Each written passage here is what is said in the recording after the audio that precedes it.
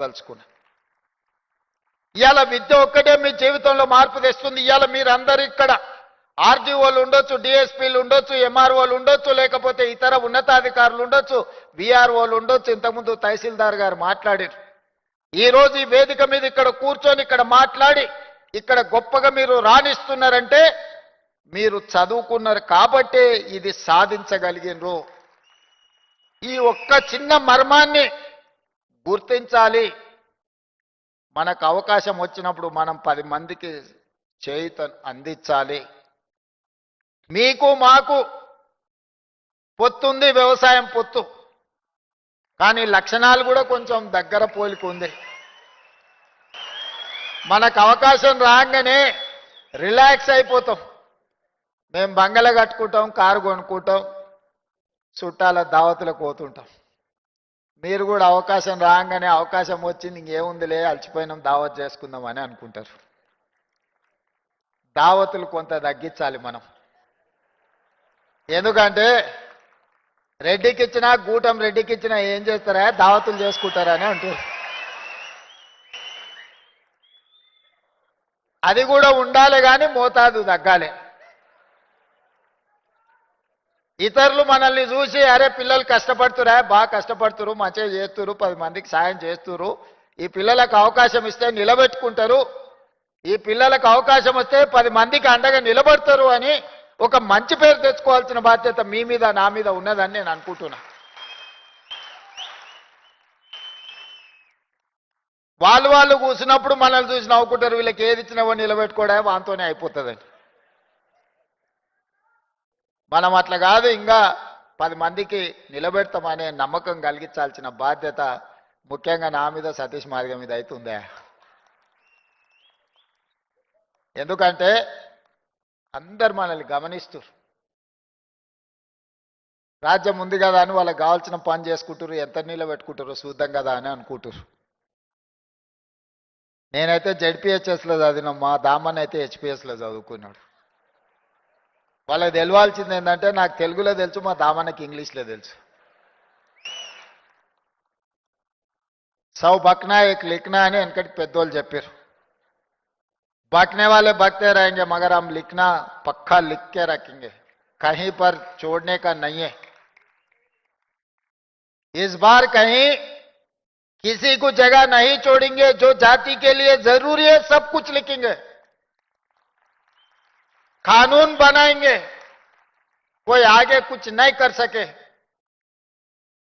భవిష్యత్తులో మీకు ఏం కావాలనో, భవిష్యత్తులో మీ హక్కులను ఏ విధంగా కాపాడాలనో చట్టబద్ధత కల్పించే బాధ్యత నాది, దామన్నది, లక్ష్మణ్దీప్ వేదిక మీద ఉన్న ఎమ్మెల్యేలది. మేం కల్పించే చట్టబద్ధతను కాపాడుకునే బాధ్యత మీది. ఇది సమాజానికి ఉపయోగపడే విధంగా దీన్ని ముందుకు తీసుకెళ్లాల్సిన బాధ్యత మీ మీద ఉన్నది. మిత్రులారా, అప్రమత్తంగా ఉండండి.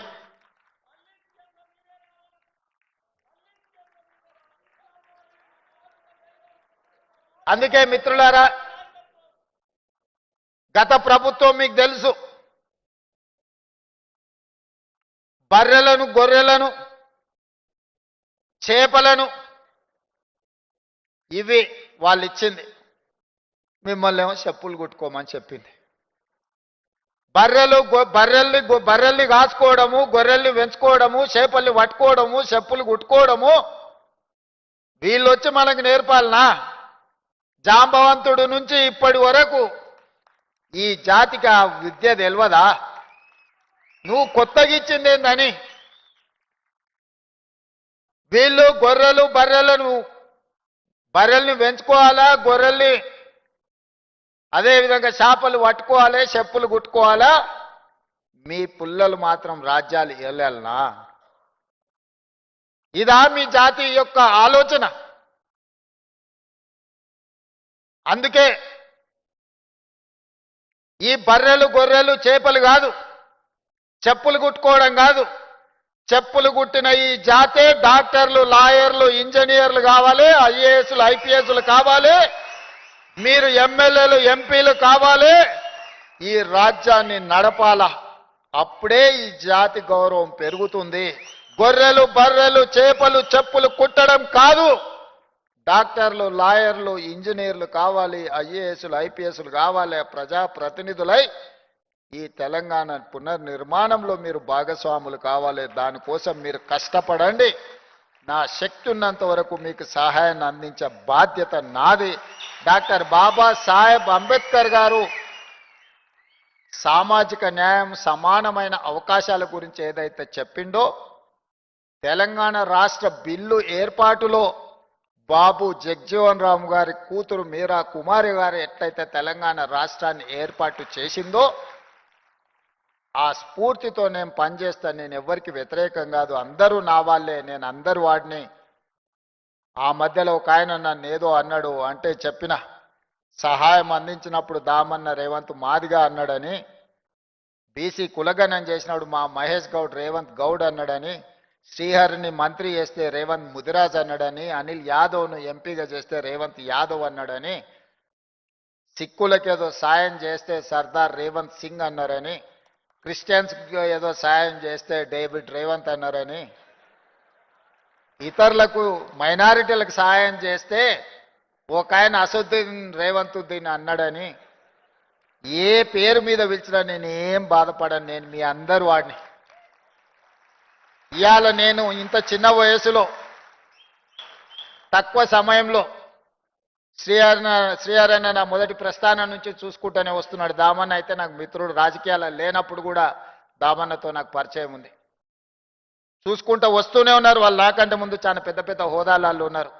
జైపాల్ రెడ్డి గారు, జానారెడ్డి గారు దామన్న తండ్రికి మిత్రులు. వాళ్ళందరూ కూడా పిసిసి అధ్యక్షులు కావాలని, రాష్ట్రానికి ముఖ్యమంత్రి కావాలి అని భావించి ఉండవచ్చు. కానీ వాళ్ళందరికీ రాని అవకాశం ఈ వయసులో నాకు వచ్చింది. ఇది 10 మందికి ఉపయోగించడానికే తప్ప 10 మందికి సహాయం చేయడానికే, నిస్సహాయులకు సహాయం అందించడం నా బాధ్యత అని నేను భావిస్తున్నా. అందుకే ఈనాడు ఈ జాతి సమస్య పరిష్కారానికి శాశ్వతంగా పరిష్కారం చూపించాలని నిర్ణయం తీసుకున్నాం. మీరందరూ అభిమానంతో ఆత్మీయ సమ్మేళనం ఏర్పాటు చేసినందుకు సంతోషం. కానీ నిజమైన సంతోషం మీరందరూ కష్టపడి మిగతా జాతికి కూడా చేయుతను అందించి వాళ్ళని ముందుకు నడిపించినప్పుడే నాకు కానీ మా దామన్నకు కానీ నిజమైన సంతోషం కలుగుతుంది. మీరందరూ చేస్తారనే విశ్వాసంతో మీ దగ్గర సెలవు తీసుకుంటూ, మా లక్ష్మణ్ గారు అదేవిధంగా నింబోలి అడ్డ గురించి, హాస్టల్ గురించి, అదే విధంగా భవన్ గురించి, ఇతర సమస్యలు ఏదైతే చెప్పినరో మా దామన్నకు మా లక్ష్మణ్కు ముఖ్యమంత్రిగా ఆదేశాలు ఇస్తున్న చీఫ్ సెక్రటరీ గారిని పిలిచి సమీక్ష చేసి అంబేద్కర్ గారి జయంతి లోపల నిధులను మంజూరు చేద్దాం, నివేదికలను తయారు చేయండి. మీరేం వజ్రాలు అడగలే, వైదూర్యాలు అడగలే, మణులు అడగలే, మాణిక్యాలు అడగలే, మీ ఆత్మగౌరవాన్ని అడిగినరు. మీ ఆత్మగౌరవాన్ని ఇచ్చే బాధ్యత నాది.